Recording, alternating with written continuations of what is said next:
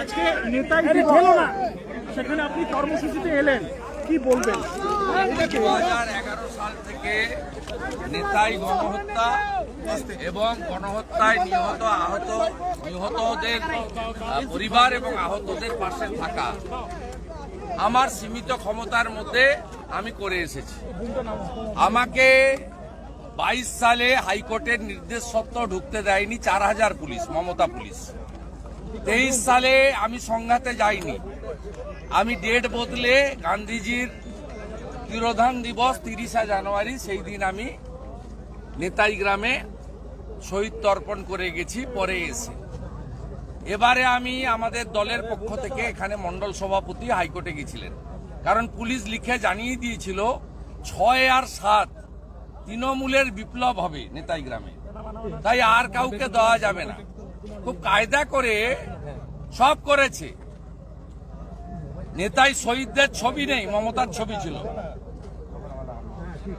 ওখানে তৃণমূলের নেতারা ভাষণ দিয়েছে, প্রধানমন্ত্রীকে গালাগালি করেছে, আমার নাম না করে গালাগালি করেছে, অনেক কথা বলে গেছে, পুরো রাজনৈতিকভাবে করেছে। 4 লক্ষ টাকা খরচ করেছে, 61টা গাড়ি ভাড়া করেছে, তারপরেও লোক সংখ্যা হলো 230, তারপরেও 230। এইখানে মানুষ নেই, আমাকে হাইকোর্টে যেতে হয়েছে। লজ্জা লাগে ঝাড়গ্রাম পুলিশ এখানকার এসপি একজন ডিএসপি কে 2 দিন কোর্টে পাঠিয়েছেন, যাতে সেখানে বলা হয়েছে নেতাই শহীদ পরিবার, আহত ব্যক্তি এবং গ্রামবাসীরা আমাকে নাকি চায় না। আবার পরের দিন হিয়ারিং এ 2 জন শহীদ পরিবার এবং 8 জন আহত গুলিবিদ্ধ কোর্টে গেছিল। মহামান্য এত বিশেষ করে পুলিশের চাপ, ঢুকতে দেব না। মহামান্য আদালতের কাছে আমি কৃতজ্ঞ, আমাকে একা আর আমার মন্ডল প্রেসিডেন্ট অনুপ 2 জনকে অ্যালাউ করা হয়েছিল। আমি একাই গেছিলাম, আপনারা সাক্ষী ছিলেন, মাইকও বাজাইনি, পতাকা নিয়েও যাইনি, রাজনৈতিক বক্তব্য রাখিনি।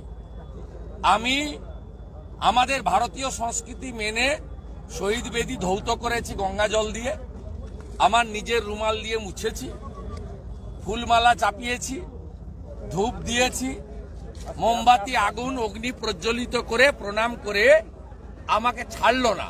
আহত লোকেরা তাদের বাড়িতে নিয়ে গিয়ে রুটি, আলুর তরকারি, বেগুন ভাজা খান, বলে আপনি আমাদের জঙ্গলমহলের কুটুমকে আমরা ছাড়বো না।